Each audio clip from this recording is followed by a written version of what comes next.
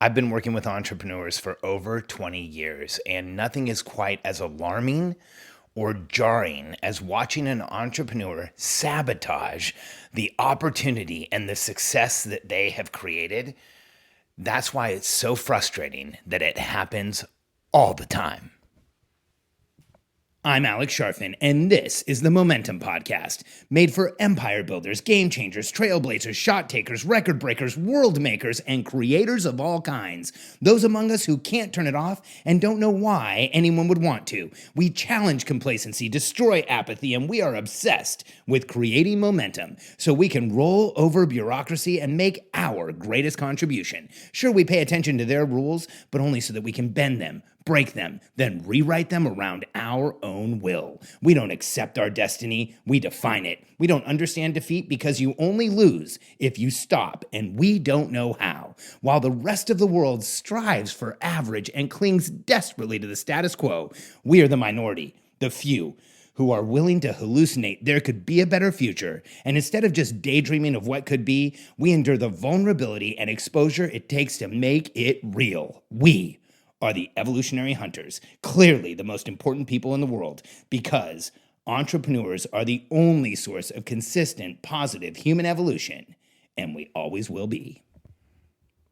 So much of entrepreneurial lack of success isn't due to us not having an opportunity, it's due to us not taking advantage of the opportunities we have.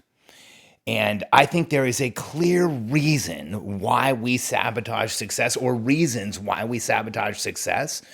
And I want to share it with you because watching an entrepreneur implode, watching a company close down, watching an organization recede is one of the most frustrating and painful things for me in my life. When I was really young, right around 8 years old, and I have perspective now as to what that means because, or not, sorry, not 8 years old, 5 years old, because now my daughters are 9 and 12. When I was 5 years old, my father had a business that grew like crazy, and I watched it up until I was about 7.5, and it closed down. And so I went to the factory with my dad where he made the U-shape, the double U-shape roofing tiles, the tiles you see everywhere now. My dad started that, patented that here in the United States back in 1977 when I was 5 years old, when we moved from Mexico. And he had this factory that grew over years. So as a kid, I watched the factory grow. I watched it get the machines and have the building put on. My dad actually bought a piece of land and built a factory, and I watched this custom factory get built to build, the roofing tiles that you see everywhere, the ones that were one tile lathes inside of another one. That was my dad's business in the 70s. And when Carter was elected and new housing starts and interest rates went up like crazy, new housing starts actually went to a negative number.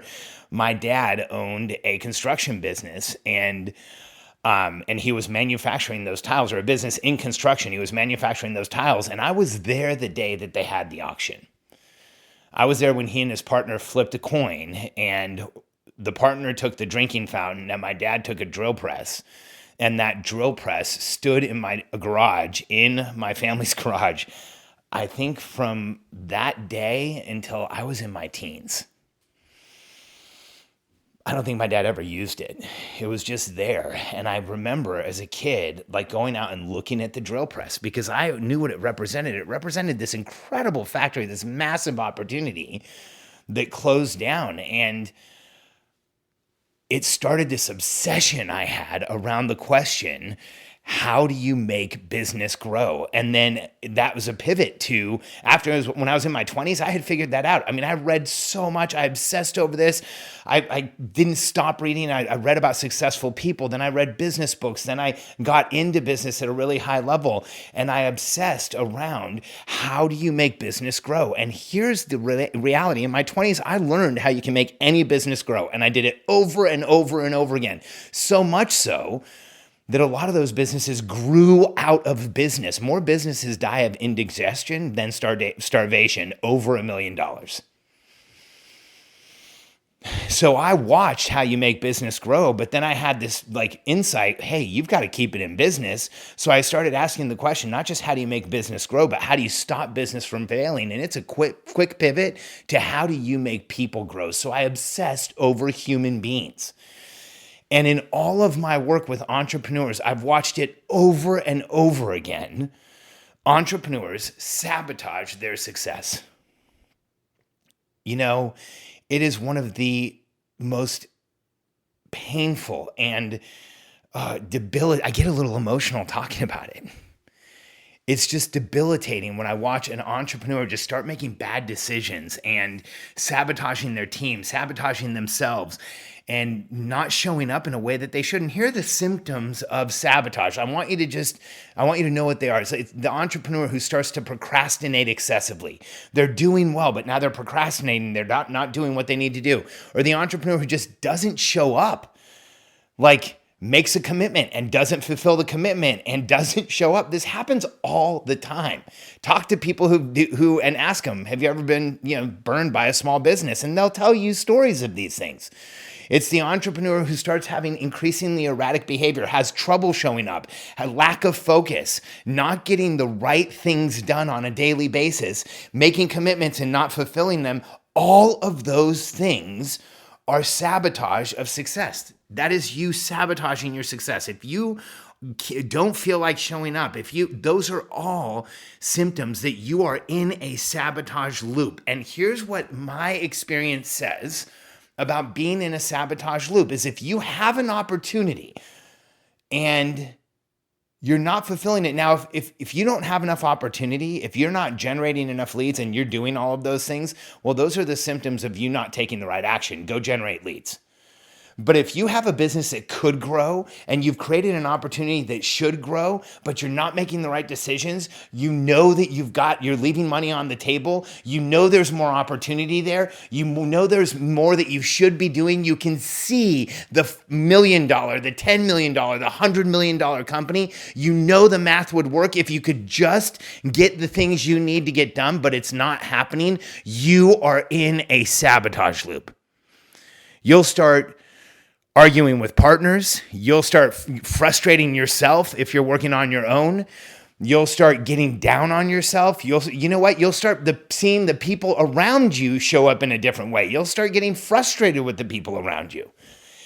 And if any of these things at any level on the spectrum are happening to you, I want to help you because here's what I've found is there's predictable reasons that entrepreneurs are in a sabotage loop. See, I've been doing this for a long time. And when an entrepreneur starts to spiral, I don't like to watch. I want to jump in and stop it. When an entrepreneur tells me they have a business where they've gotten it to $1 million, but now they're having trouble getting to the desk, or they aren't doing things, or they're procrastinating, or they're frustrated. And, here's what I can tell you. They're not working with us.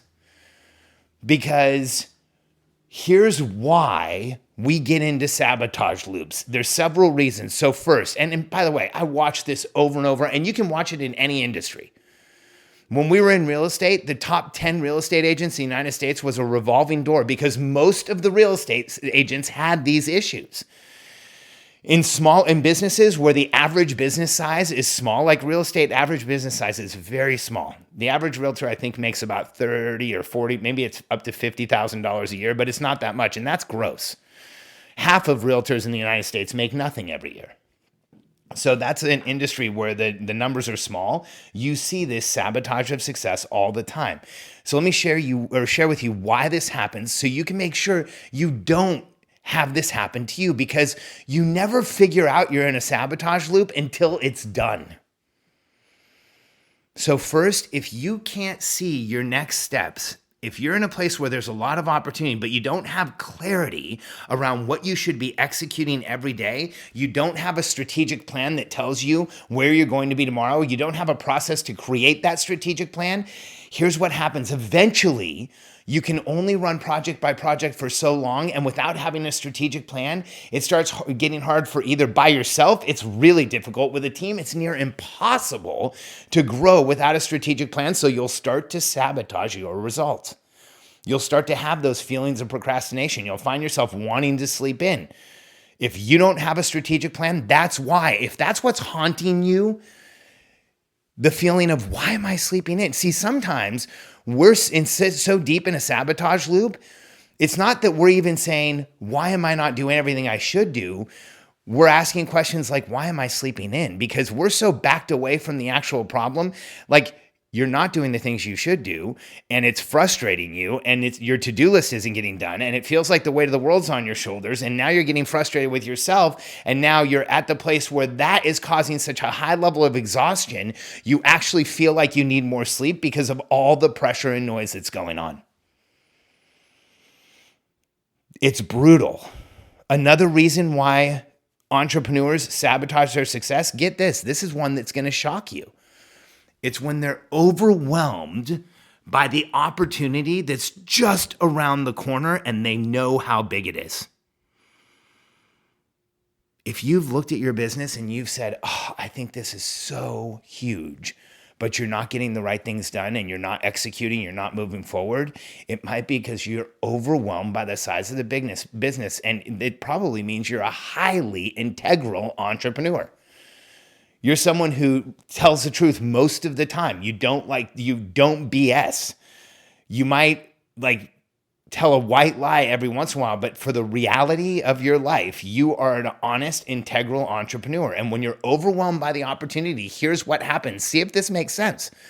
You will sabotage your opportunity because if it's overwhelming and you don't have clarity as to how you're going to deliver or what you're going to do next or how you're going to build the infrastructure around you or what team members you need or any of those things, you will sabotage that opportunity because it only feels like pain, and you know that the more you do, you're going to let someone down. And so whether consciously or unconsciously, you are sabotaging the opportunity in a protective way.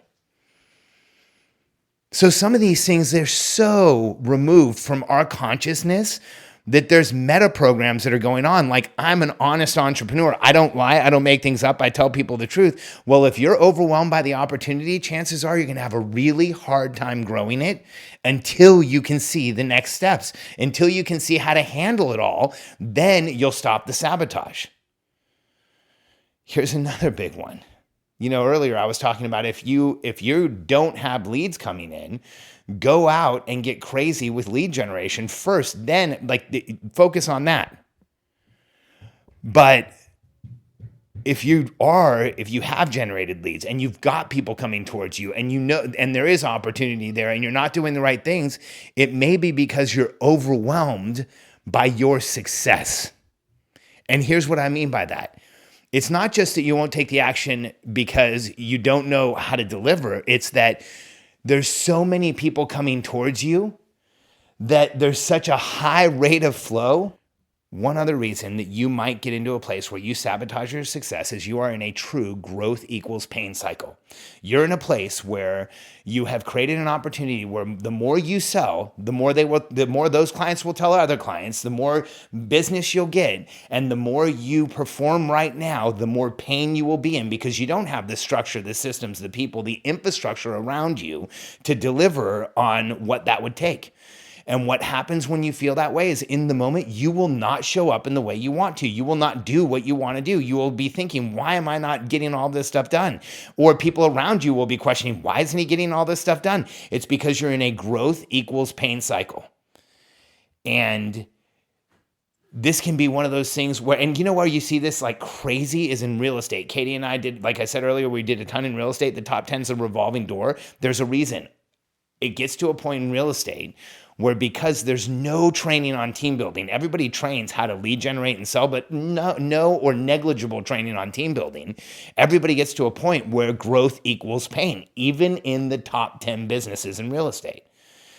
And rarely do they have a strategic plan. Rarely do they have a communication system to deliver to their people where they're going. And rarely do they have any idea how to build their company. And that's exactly what you need to stop the sabotage of success.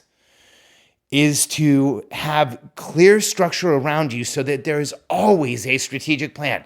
So if you get to the place where you feel like you're procrastinating, you go back to that strategic plan, read through it, get back confident and excited in it, and you will move forward. You will stop procrastinating. You get to the place where you have a clear communication structure in your business. So not only do you have a strategic plan, because that's only one part of it. That's one leg on a table. You also, in addition to strategic plan, where you are going, you have to have a communication structure where you can tell a team where you're going, get their help, and do it in a repeated way where you can predict the future. Because then you will never sabotage. When you can do that over and over again, it gets more and more exciting. You will find yourself waking up earlier, energized. If you were there and now you're not there, ask yourself if what I'm saying has any validity. The last thing you need is a system to consistently and constantly identify what infrastructure is needed next in your business. I have news for you. If your business is growing, you're never going to stop building it. And at the beginning, it's going to be up to you. You can't just go hire somebody to run it. And so you have to make the decisions as to how to build that business, how to build the infrastructure around you. You have to have clarity around it. And this is how I know these are the things that stop entrepreneurial sabotage, because that's been my obsession forever, helping entrepreneurs create more. And that's why I built systems around these three things. And that's why the entrepreneurs who work with us have businesses. They don't grow, they explode. We had, now I'm her client, Mariah Kaz and Megan Mins, her COO, joined our program. There were only two of them. Mariah told us at one point told me at one point, the first time I ever met her, she actually said, I don't think I'll ever be able to manage people or lead a team. And I have one person, her name's Megan, and I just don't think we will ever be able to. And I just don't know how it'll ever work. And I explained to her, like, Megan or Mariah, that is one of the most limiting things you could say as an entrepreneur. And then I went on to explain to her what we did. She became a client and she learned how to create a clear strategic plan of where you're going. And she was excited about it. And then she and Megan put the communication structure, a cadence into the business when it was just the two of them. They did it, just the two of them. They showed up to daily huddles. They did their weekly meetings. They did their quarterly meetings. They did the monthly meetings. They did exactly what they should do. They created targeted interactions. So as they started to add people, it worked. And they had clarity as to who they were hiring, why they were hiring, and what their role, responsibilities, results, everything that coming in, what was going to happen. So they were hiring with confidence. And because they had those things, they stopped sabotaging. When Mariah told me she didn't think she would ever be able to work with people, that is a sabotage statement. That is a I can't see forward statement. I can't see clearly statement. But then given the structure so that I can't see clearly went away, and she's now confident in where she and Megan are going with the company, they've gone from 2 people to 10 people, and from 1 million to now, I believe, well over 3 million in run rate. And I had tons of conversations with Mariah last week, and because now we're working together, and it's just amazing to watch her company grow and her opportunities grow, and what she's doing is now up-leveling and growing. Why? Because she has a strategic plan. She can see the future. She's not doing all the work anymore with Megan. She has an entire team in place doing what she was doing. And just so you have a perspective on time, we've been working together about 5 months. They've experienced 300% growth in their business. Why? Because they were in a sabotage place before, and now they've eliminated all of it, and you can too. So there's a clear reason why we sabotage success. And when you put the right systems in place and eliminate those reasons, you protect yourself. And I really want you to let this sink in, because oftentimes you don't realize, you don't recognize how much of a sabotage loop you're in until you're so deep where when you come up for air, it's ugly. I want to help you avoid that. Far too many entrepreneurs end up in a place where they question how they got there, and you don't have to. When you know where you're going, can communicate it clearly to the people around you, and know who and how to hire next on your team, you will stay out of sabotaging your success.